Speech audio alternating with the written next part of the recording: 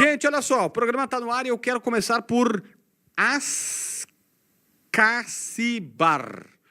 Volante argentino maravilhoso, 28 anos, 1,69 m, não é tão alto, mas muito bom jogador do Estudiantes, que está na pauta do Grêmio, é isso? Segundo o Eduardo Gabardo, repórter super bem informado do Grupo RBS, sim.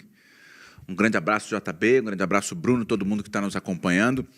O Gabardo deu informação na coluna dele em GZH de que é um nome observado pelo Grêmio como uma alternativa para o Guido Rodrigues, que não vem e que não se sabe nem onde é que vai jogar, né? O Ascacibar, ele está no Estudiantes de La Plata, que é o clube que revelou ele, né?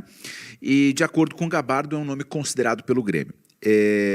A primeira coisa que eu fiz foi procurar diferentes fontes de dentro do Grêmio para perguntar se isso era verdade.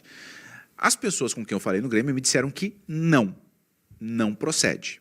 Tá? Ainda assim, o Eduardo Gabardo é super bem informado, né? E ele tem informação de que esse nome está no radar do Grêmio. Eu acabo de perguntar para o Antônio Dutra Júnior se eu poderia revelar que ele me passou uma negativa do Ascacibar. E ele disse, com todas as letras, pode sim, JB. Então, Antônio Dutra Júnior, estou dando a fonte aqui, vice-presidente do Grêmio, disse, eu perguntei, tem chance o Ascacibar? E ele falou, não. Então tá aí, né, o descarte do Grêmio no nome do Ascacibar, que ele é um volante que surgiu no Estudiantes em 2016, e ele surgiu muito bem no Estudiantes, tanto que ele foi vendido para a Europa pouco tempo depois, foi para o Stuttgart, da Alemanha, por 6 milhões de euros. E aí ele começa a rodar pelo futebol europeu.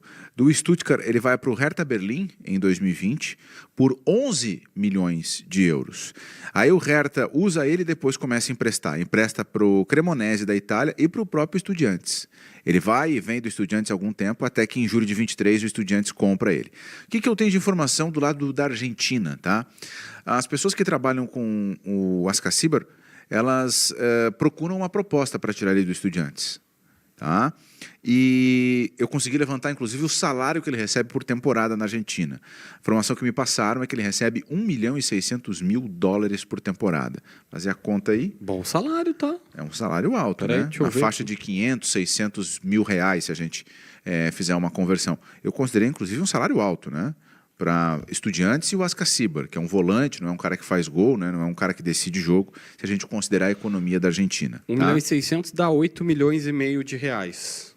Dividido por 12. De 8,5 milhões de reais, dividido por 12, vai dar... Não, 700? 8,5 dividido por 12. Dá 700. Tá, se a gente colocar que no Brasil tem 13º salário... Mas assim, é um valor alto, né? Seja 500, 600, 700, é um valor alto se a gente considerar o futebol argentino bem, né? E a situação financeira da Argentina. Então, o Ascacibar é esse cara. Eu me lembro bem do Ascacibar quando ele surgiu. Me lembro bem, ele era muito promissor. Ele chegou a ser convocado para a seleção principal algumas vezes, não conseguiu se afirmar.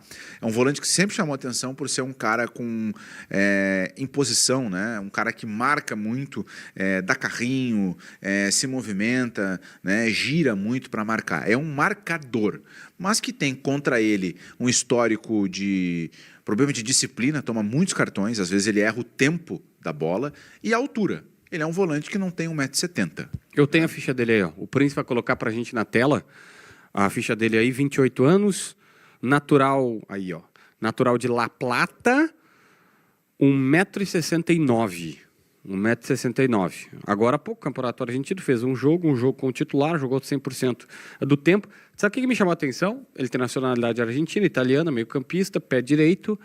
O contrato dele é até 31 de dezembro de 2026 só, senhores. Por isso que as pessoas da Argentina falam que os agentes dele estão procurando uma proposta, né? Mas o Grêmio descarta o nome do Ascacibar. Descarta categoricamente. E o JB revelou aqui, né? O vice de futebol autorizou que esse descarte fosse colocado no nome dele, inclusive. Né? Não é a primeira vez que o nome do Santiago Ascacibar, nessa janela, inclusive, é ligado ao Grêmio. Né? Ele foi especulado ainda antes de o Grêmio entrar na novela do Guido Rodrigues, e a gente vai falar sobre isso. Mas, assim, não é a primeira vez que ele é especulado no Grêmio.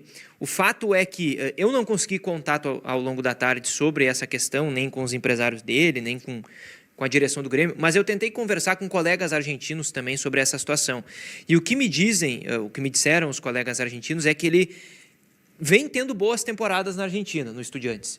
Mesmo que ele não tenha correspondido na Europa, como o Jeremias disse, né, quando ele pintou como um volante muito promissor, um jogador de muita expectativa, ele está bem no Estudiantes, ele é um dos principais jogadores. Também por isso que ele tem esse salário relativamente alto. O Estudiantes recentemente entrou numa briga, inclusive, né, com a Federação Argentina, com a AFA, para questão da SAF, né, porque o Estudiantes, o Verón é o presidente, é um dos principais entusiastas, né, do investimento externo nos clubes argentinos, o que é uma coisa que gera debate, especialmente nos últimos anos. Então, por isso também é que o Estudiantes tem uma capacidade de fazer um pagamento um pouco mais alto para esse jogador. Mas aí, preciso frisar a informação do JB aqui, que o departamento de futebol, a direção do Grêmio, descartam publicamente, inclusive, o nome desse jogador. Então, o Grêmio segue atrás de um outro jogador. O Guido está completamente descartado? O Grêmio está incomodado com a postura do Guido Rodrigues, né? Que ontem estava muito perto do Valência, da Espanha, e quem acompanha os setoristas deve estar dizendo, mas cada dia eles dizem uma coisa diferente. Pois é, história torta do início ao fim no Guido, né? Estava perto do Valência, e agora diferentes repórteres especializados em mercado da bola, que são muito bons, tal qual Bruno Flores e JB Filho, dizem que o Guido melou no Valência e que pode parar nos Estados Unidos, no Atlanta United. Então o Grêmio está incomodado e está dizendo, olha, se ele está olhando para o Valência e agora está olhando para os Estados Unidos, ele não quer vir. E o Grêmio passa a olhar outras opções do mercado. Mas vocês não acham loucura um jogador que estava dizendo que queria voltar a jogar para ir para a Copa do Mundo, se numa dessas ele acertar com a Atalanta, tudo bem, ele vai dizer, o Messi vai para a Copa, tá bom, né, meu filho? O Atlanta. O Atlanta, na Atalanta. Se fosse o Atalanta eu entenderia, porque daí tá no Campeonato Italiano, mas se tu vai para o Atlanta United na MLS, tu tá dizendo que tu vai jogar em baixo nível e tu não vai ser convocado para a Copa do Mundo. Me parece que é uma leitura até um tanto quanto óbvia. É que, de repente, ele não encontrou nada para ele na Europa, né? O Valência não foi para frente num acordo com ele e com o West Ham. E aí ele vai para os Estados Unidos. O Atlanta United tem uma estrutura que envolve argentinos. O projeto do Atlanta nasceu justamente para ser um time bem sul-americano, bem argentino, né? Chegou a ter vários sul-americanos e vários argentinos. Um dos primeiros treinadores da história do Atlanta United é o Tata Martino, né? Tata que dirigiu o Barcelona, mas é argentino, e hoje ele ocupa um cargo de diretoria lá, né, Bruno? Ele é o treinador da equipe, mas ele ainda tem uma influência muito grande, né? Tipo gestor. Muito grande, praticamente isso. Então ele se mexe muito para a incorporação de jogadores no elenco hoje do Atlanta United. E sobre a questão do Guido, né? Qual é a informação que vem da Argentina, do Herman Garcia Grova, né? Que é um jornalista super bem informado em relação ao mercado? É que o que houve de divergência com o Valência foi questão financeira. Não houve um acerto do Guido com o Valência e, a partir daí, também o Atlanta United entrou forte para tentar fazer essa contratação, mas o desacerto dele com o Valência foi uma questão econômica. Lembrando, né, a informação que se tinha ontem dos jornais espanhóis sobre o Valência e o Guido era que o Valência estava contratando o Guido, estava próximo de anunciar o Guido por empréstimo.